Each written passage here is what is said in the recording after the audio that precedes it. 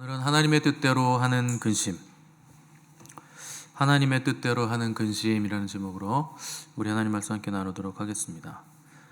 사람들이 하는 말 중에 생각 없는 동물보다 생각하는 갈대가 낫다, 뭐 이런 얘기가 있고, 먹고 배부르고 누워 자는 동물보다 근심이 많고 번뇌가 많아도 고민하는 인간이 더 아름답다, 이런 말도 있죠. 또 어떤 철학자는 나는 생각한다, 고로 나는 존재한다, 뭐 이런 말도 했는데, 그러니까 생각을 하지 않으면 존재할 가치가 없다. 그러니까 나의 존재의 존재됨은 사고, 뭐 생각, 뭐 이것 때문에 존재의 의미가 있다, 뭐 이런 말도 한 겁니다. 뭐 생각이 많고 근심이 많다, 동물보다, 차라리 생각 없는 동물보다 근심하더라도 인간됨이 더 낫다, 하는 것은 인간이면 누구에게나 근심이 있다, 하는 말과 같은 겁니다. 대개 우리는 근심 없이 살기를 원하고 걱정 없이 살고 싶다, 이렇게 말씀들을 하고 생각을 하는데, 만약에 아무 걱정이 없고 근심이 없으면 살 만큼 사신 거예요. 이제 그만 가셔도 됩니다. 근심이 없고 걱정이 없다, 그러면 천국 가시면 됩니다. 더 이상 뭐 아무 근심이 없는데 이 땅에 있을 이유가 없죠. 그러니까 하나님의 고난과 고통과 근심, 이런 것들을 주시는 이유는 우리를 거룩하게 하시고 하나님의 영광이 되게 하시려고 여러 가지 환난과 어려움을 통해서 우리를 성숙하게 하시는 건데, 그게 없다 그러면 이제 성숙을 다 잃었다는 겁니다. 이제 그러면 이제 내가 갈 때가 됐구나, 왜 이렇게 근심이 없을까, 왜 이렇게 걱정이 없을까, 이제 가야지, 뭐 이런 생각을 하시면 되는 거예요. 그러니까 이 세상에 근심 없는 사람 없고 근심 없는 사회도 없죠. 여러분들이 어느 공간을 가든지 거기에는 근심이 있고 어떤 시간에도 근심이 하는 일들이 생겨나죠. 그러니까 근심 없는 공간, 근심 없는 시간이 없는 것이고, 다만 근심하지 않는 사람만 있을 뿐입니다. 어디에나 근심은 있다는 거죠. 그 사람의 근심은 몇 가지로 나눌 수 있습니다. 첫 번째는 이제 지나간 일을 근심하는 사람이 있죠. 이거 다 지나간 일인데 여전히 그게 이제 근심 걱정이 된다는 겁니다. 굉장히 허무한 근심이죠. 근심에도 바꿀 수가 없어요. 지나간 일을 근심하는 건 바꿀 수가 없는 것이고, 과거를 바꿀 수 있는 방법은 딱 하나밖에 없습니다. 현재를 주 안에서 아름답게 사는 거죠. 그러면 주님 안에 있을 때 내가 과거에 생각했던, 근심이 됐던 그 과거가 현재를 아름답게 살면 새롭게 해석이 된다는 겁니다. 이렇게 되려고 내가 그때 이런 고통의 시간들을 지났구나 하면서 과거가 새롭게 해석이 된다는 거죠. 그래서 과거는 근심한다고 바뀌는 게 아니고 현재를 아름답게 살 때, 하나님과의 아름다운 관계에 있을 때 과거의 문제가 해결이 되는 겁니다. 두 번째 근심의 유형은 기후형이 있죠. 옛날에 어떤 사람이 하늘이 무너질까 근심하고 걱정하는 사람이 있었는데, 그걸 기후라고 하는 겁니다. 그러니까 오지 않을 일을 걱정하고 일어나지 않을 일을 걱정하는 거죠. 대개 우리의 근심이 다 이런 근심입니다. 아직 일어나지 않았는데 그렇게 되면 어떡하지? 이런 일이 생기면 어떡하지? 이게 이제 걱정이 되는 거죠. 그럴 수도 있고 아닐 수도 있습니다. 우리나라가 전쟁이 나면 어떡하죠? 전쟁이 날 수도 있고 안 날 수도 있습니다. 우리나라가 망하면 어떡할까요? 망할 수도 있고 안 망할 수도 있습니다. 그럼 뭐 자동차 사고가 나면 어떡합니까? 날 수도 있고 안 날 수도 있죠. 다 이런 걱정들은 일어나지 않은 일을 걱정하는 거죠. 이것도 어리석은 걱정이라는 겁니다.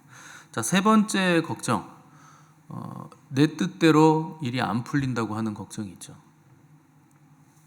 이런 걱정들은 자기중심성이 강할 때 나오는 걱정이죠. 근본적으로는 하나님의 섭리와 그분의 주권을 믿지 않기 때문에 생기는 걱정들입니다. 세상 일이 어떻게 내 마음대로 됩니까? 그렇게 되면 얼마나 좋겠습니까? 그러면은 뭐 걱정이 없죠. 만사가 다 내 마음대로 된다. 내가 계획한 대로 다 되고 내가 생각한 대로 다 되고 저 사람도 내가 생각한 대로 막 바뀌고, 그러면 걱정할 거 없습니다. 근데 여러분, 나도 내 마음에 안 드는데 다른 사람이 내 맘대로 될까요? 세상 일이 내 맘대로 되겠습니까? 나도 내 맘대로 안 되는데 불가능한 거예요. 그다음에 이 모든 근심의 총합 근심은 뭐냐? 죽을까봐 근심하는 거죠. 여러분들이 하는 모든 근심과 걱정을 끝까지 추격하면 거기에 뭐가 있느냐? 거기 죽음이 있습니다. 결국 죽을까봐 걱정하는 거예요. 굶어 죽을까봐 걱정하는 거고, 뭐 사고 나서 죽을까봐 걱정하는 거고, 전쟁 나서 죽을까봐 걱정하는 거고, 아파서 죽을까봐 걱정하는 거고, 창피해서 죽을까봐 걱정하는 거고, 그거 다 죽는 걱정이죠. 그 죽음에 대한 걱정이 인간의 이제 시면에 근본적으로 자리 잡고 있는 걱정의 뿌리, 이제 핵심이 되는데, 죽음이라는 건 죄의 결과입니다. 그러니까 여러분의 근심은 결국 죄 때문에 여러분들이 근심하고 있다는 거죠. 근데 여러분들이 죽음을 걱정한다고 한들 걱정하면 그 죽음이 피해져야 되잖아요. 근데 걱정한다고 해서 죽음이 피해집니까? 죽음을 피할 수 있는 인간 아무도 없죠. 그게 우리의 근본적인 문제, 넘을 수 없는 문제가 된다는 겁니다. 이게 사도 바울이 고린도 교회를 세우는데 어느 정도 걸렸느냐? 1년 반이 걸렸어요. 굉장히 힘들게 어렵게 고생을 많이 해서 세운 교회가 고린도 교회고, 그렇게 힘들게 세웠기 때문에 사도 바울이 특별히 고린도 교회에 대한 애정이 또 남달랐던 것도 사실입니다. 근데 그렇게 어렵게 세운 교회에 바울이 떠나고 나서 이제 여러 가지 안 좋은 소문들이 들려오니까 바울이 마음이 아프고 근심이 됐다는 거죠. 우리는 바울이 근심도 없고 맨날 충만했을 거라 생각하지만 그렇지 않습니다. 바울의 근심은 그 교회와 성도들을 사랑하기 때문에 생겨난 근심들이에요. 그래서 걱정하고 근심을 하는 것이고, 그 고린도 교회 당면한 문제들을 두고 볼 수가 없어서 근심 어린 편지, 이 눈물의 편지를 디도 편에 이제 보내서 고린도 교회 성도들을 책망하고 견책하고 꾸짖기도 하면서 그들을 훈계했다는 거죠. 근데 바울의 또 하나의 근심은 이 편지로 인해서 고린도 교회 성도들의 마음이 상하면 어떡할까? 이게 또 바울의 근심이 됐다는 겁니다. 그러니까 역반응이 나거나 그들의 마음이 상하거나 이것 때문에 그들이 걱정할까봐 바울은 또 그게 걱정이고 근심이 됐었다는 거죠. 그래서 8절을 보시면 내가 편지로 너희를 근심하게 한 것을 후회했다, 이렇게 기록을 하고 있죠.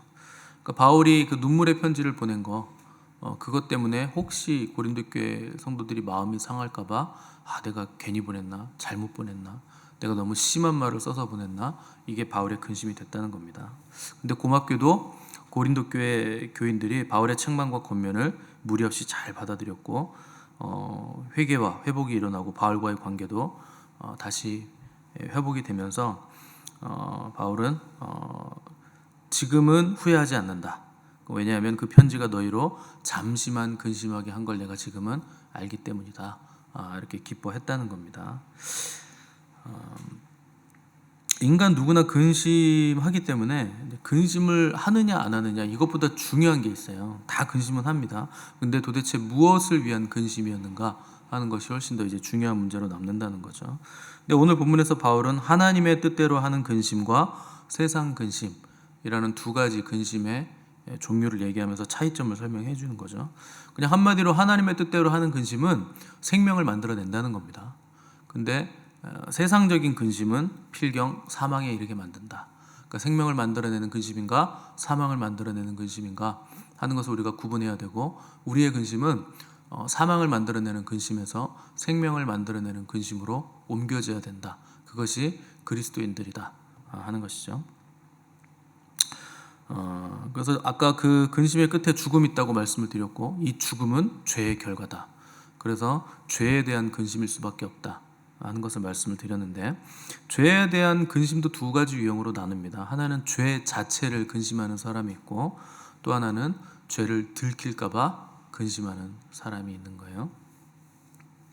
그래서 다윗이 밧세바를 범했을 때 처음에 했던 다윗의 근심은 사람들에게 내 죄가 들통날까봐 다윗이 근심한 거예요. 그래서 그걸 덮기 위해서 마치 우리아가 이 아내와 동침해서 밧세바가 임신한 것처럼 꾸미기도 하고, 또 그게 안 되니까 다시 보내서 전령을 보내서 우리아를 가장 극심한 전쟁터 맨 앞에 선봉에 보내라. 그래서 살인 교사를 내린 겁니다. 그래서 사람들이 내 죄를 알까봐 그런 일들을 했고 결국에는 그걸 덮을 수 있었다는 건데, 근데 성경은 그 모든 일에 대해서 뭐라고 기록했느냐? 하나님 보시기에 다윗의 행위가 심히 악했더라. 이렇게 기록을 하고 있습니다. 그러니까 사람들에게 들킬까봐 전전긍긍하는 근심은 소용없다는 거예요. 그 하나님이 그 죄를 다 보고 계시기 때문에 하나님 앞에서는 들키지 않을 죄가 없다는 거죠. 그래서 나중에 다윗이 회개할 때 뭐라고 처절하게 회개하느냐? 내가 주께만 범죄하였으니. 이런 회개 여러분 보셨을 겁니다. 분명히 사람들에게 죄를 진 거죠. 근데 다윗은 내가 주께만 범죄하였습니다. 이렇게 회개한 이유는 자기는 사람들에게만 덮으면 된다고 생각했던 거예요. 하나님 생각을 못했다는 거죠. 그래서 그걸 강조하기 위해서 내가 주께 범죄한 겁니다. 내가 주 앞에만 범죄했습니다. 이걸 내가 얼마나 어리석은 생각을 했는지 근본적으로 하나님께 범죄했다는 것을 고백하고 강조하면서 통해 자복을 했다는 거죠. 오늘 10절에서 바울은 하나님의 뜻대로 하는 근심이라는 표현을 썼습니다. 이걸 다르게 표현하면 하나님과 관계된 근심이라고 표현할 수 있습니다. 그래서 이런 근심들은 내가 구원을 받을까 받지 못할까 이런 수준의 근심이 아니에요. 하나님과의 관계성에서 오는 근심들이라는 거죠.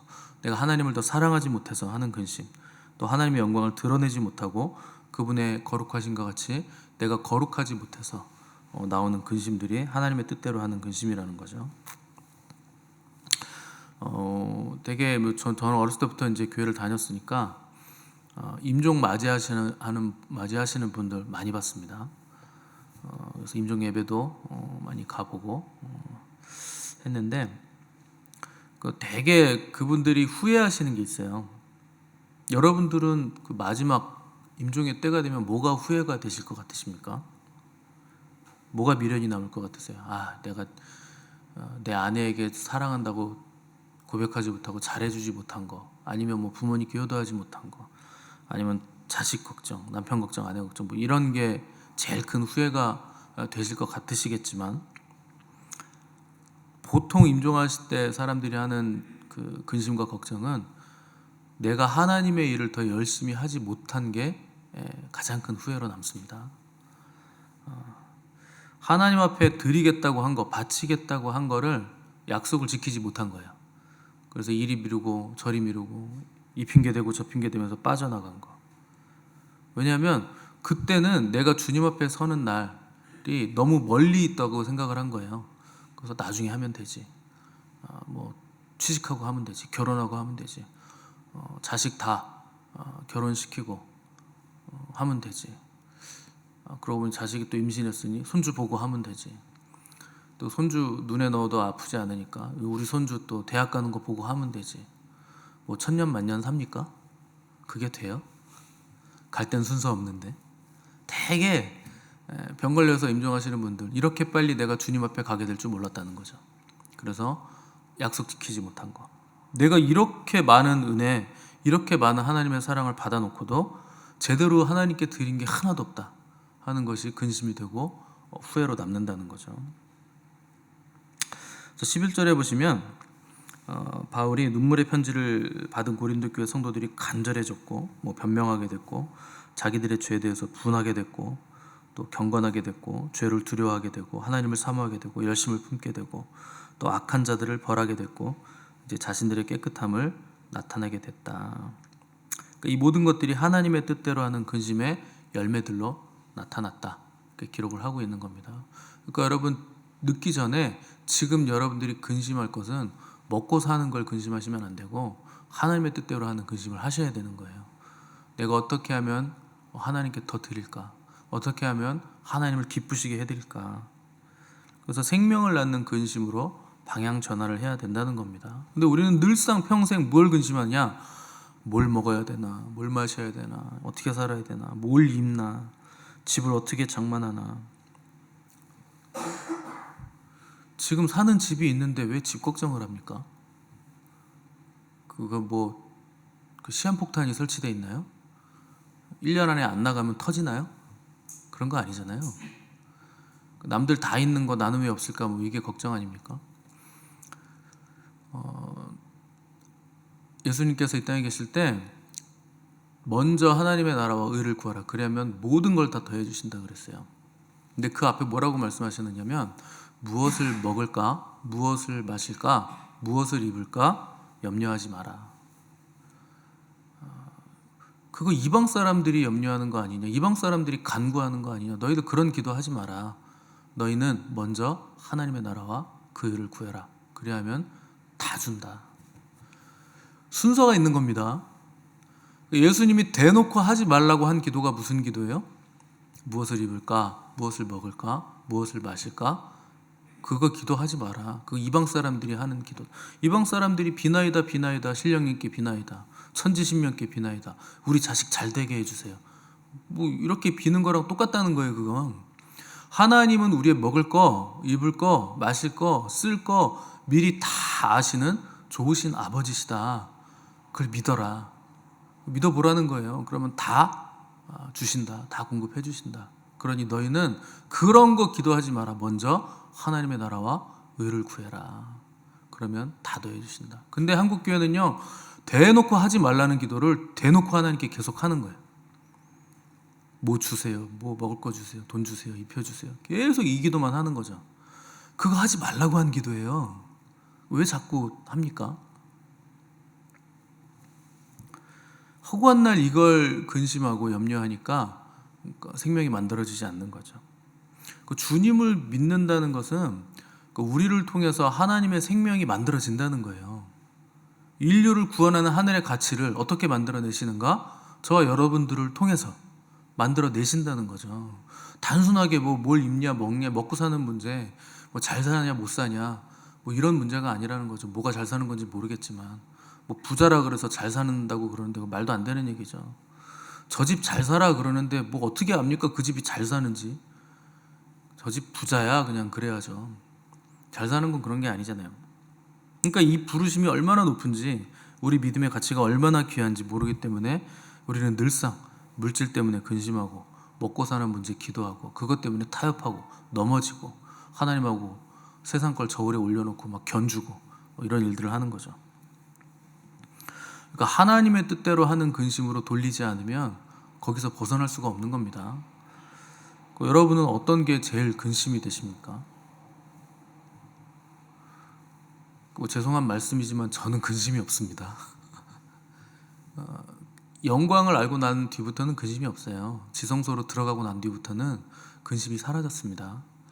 근데 교회 시대는 성소 영역이에요. 그래서 성소에 들어가면 기름 부음해서 등잔대 불 켜고 떡상 말씀 우리가 듣고 말씀 묵상하고 향로 있고 기도 아닙니까? 그러니까 기도와 말씀과 성령의 기름 부음, 그 성령의 시대 그리고 교회 시대 그게 성소죠. 근데 지성소는 하나님의 임재 외에는 아무것도 없어요. 그냥 글로 들어가면 여러분 걱정 근심이 없는 겁니다. 여러분들이 경배를 많이 하시는 분들은 지성소로 이제 들어가는데 들어가서 앉아있다 나오면 근심이 없어져요. 왜냐하면 하나님께서 우리 인생을 책임져 주시기 때문에. 거기 하나님의 임재 보좌가 있고 거기 앞에 앉아 있는데 그분과 교제하고 있는데 무슨 근심이 있습니까? 근심이 있었더라도 거기 들어가 매일 앉아 계시는 분들은 하나님이 그거 다 정리해 주신다는 거 여러분 이제는 느끼실 겁니다. 많이들 아실 거예요. 그러니까 근심이 사라지죠. 그러니까 여러분 우리의 부르심은 영광의 영역에 있는 거예요. 하나님의 임재가 있는 그 지성소. 예수님이 앞서가셨다는 게 뭐예요? 휘장을 찢고 앞서 들어가셨느니라. 따라오라는 거잖아요. 왜 안 들어갑니까? 지성소로. 왜 맨날 성소의 영역에만 머물면서 기름 부음 사역하면서 신나고 병 고치고 신나고 방언하고 신나고. 그건 과정이에요. 거길 지나서 지성소로 들어가셔서 하나님의 임재에 머물러 있어야 비로소 영광을 알게 되고 우리의 모든 걱정과 근심들이 사라지고 하나님의 나라와 의를 구하는 존재로 우리가 바뀌어지게 된다는 겁니다. 그걸 모르면 늘상 안달복달 하는 거예요. 말씀 들으면 아멘 하는데 저 문을 나가는 순간 머리 흔들면 다 사라지는 거죠. 아멘이 다 사라지고 근심과 걱정, 염려만 남게 되는 겁니다. 그걸 계속 반복하니까 곤고한 거예요. 그래서 늘상 안달복달하는 거죠. 여러분, 근심해야 될 것을 근심하시고 걱정해야 될 것을 걱정하는 은혜가 여러분들에게 있기 바랍니다. 하나님의 뜻대로 하는 근심에는 생명이 있습니다. 왜냐하면 하나님의 뜻대로 하는 근심이란 건 하나님이 허락하신 근심이라는 뜻이에요. 하나님의 라이센스를 받은 거죠. 이 근심은 해도 된다. 너희들 이건 근심해야 된다 하는 거죠. 하나님이 우리에게 근심을 허락하실 때 하나님의 허락하신 모든 일들은 다 하나님의 사랑의 역사입니다. 왜냐하면 하나님은 사랑이시기 때문에 모든 하나님의 일들, 하나님의 역사들은, 그 섭리들은 다 하나님의 성품인 사랑에 기초하는 일들이죠. 아픔이나 실패를 허락하시는 것도 다 하나님의 사랑 때문에 우리에게 허락하신다. 그래서 우리가 잘 살고 잘 먹으면, 풍족하면 하나님 잘 섬길 수 있을 것 같겠지만 그 풍족함과 풍성함 때문에 결국에 세상으로 몰려다니면서 죄악 가운데 뒹구는 거예요. 부족한 게 없으니까 죄질밖에 남지 않은 거죠. 그 부족함 때문에 하나님 우리에게 그걸 잘 주시려고 하지 않으신다는 거죠. 때문에 우리의 근심은 입을 거, 먹을 거, 마실 거 여기 있으면 안 되는 겁니다. 그건 하나님이 알아서 해주실 거예요. 우리 아버지시기 때문에 그건 우리 아버지가 알아서 잘 공급해 주실 겁니다. 필요에 따라, 정도에 따라, 수준에 따라, 성장함에 따라 잘 주실 겁니다. 근데 우리의 근심은 어디에 있어야 되느냐? 나의 믿음 없음이 근심이 돼야 하고 내가 하나님을 더 사랑하지 못하는 것이 우리의 근심이 돼야 된다는 겁니다. 인간 누구나 근심이 있죠. 그리스도인들도 근심이 있죠. 근데 하나님의 뜻대로 하는 근심이 없으면 그 자리에 세상 근심과 염려가 들어오게 돼 있습니다. 그래서 신앙의 성숙이란 건 결국 하나님의 뜻대로 하는 근심이 많아지는 거죠. 어떻게 하나님 더 사랑할까? 어떻게 하면 더 순종할까? 어떻게 하면 교회를 잘 섬기고 어떻게 하면 우리 동역자들을 잘 섬길까? 어떻게 하면 하나님이 영광 받으실까? 어떻게 하면 우리 교회가 아름다운 공동체가 될까? 어떻게 하면 내가 자기 중심성, 이 죄성에서 벗어날까? 이게 우리의 근심의 이유가 된다. 이것이 하나님의 뜻대로 하는 근심이라 하는 겁니다. 그래서 여러분의 모든 근심이 세상 염려와 근심이 아니라 하나님의 뜻대로 하는 근심으로 전환되는 은혜가 있으시기를 바라고, 이 하나님의 뜻대로 하는 근심을 통해서 하나님을 향해 더욱 간절해지고 경건해지고 아름다워지고 깨끗해지는 복된 저와 여러분 되시기를 간절히 바랍니다. 함께 기도하겠습니다.